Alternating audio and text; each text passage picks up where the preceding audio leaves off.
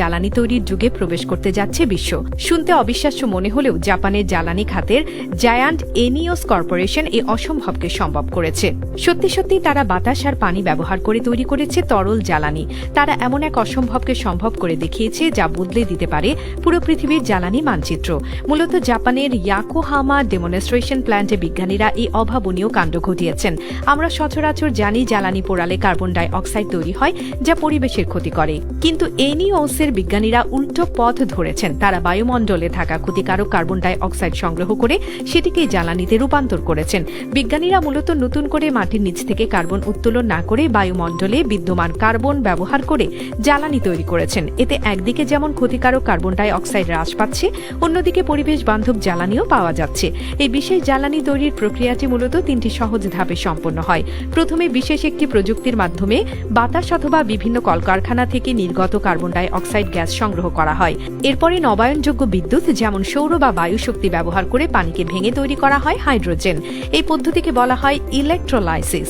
সবশেষে একটি নির্দিষ্ট রাসায়নিক প্রক্রিয়ার মাধ্যমে এই কার্বন ও হাইড্রোজেনকে একত্র করে তরল হাইড্রোকার্বনে রূপান্তর করা হয়।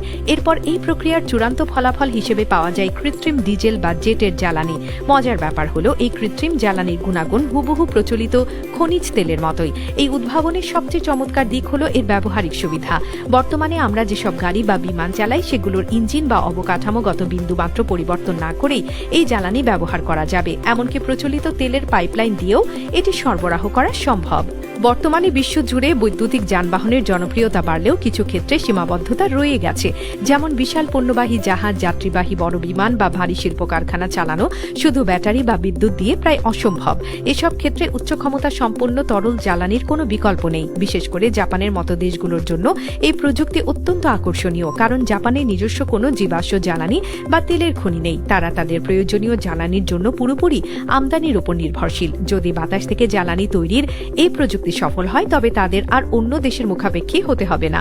তবে এখনই এই জ্বালানি সবার হাতের নাগালে আসছে না। বর্তমানে ইয়োকোহামা প্ল্যান্টে প্রতিদিন মাত্র 1 ব্যারেল জ্বালানি তৈরি করা সম্ভব হচ্ছে।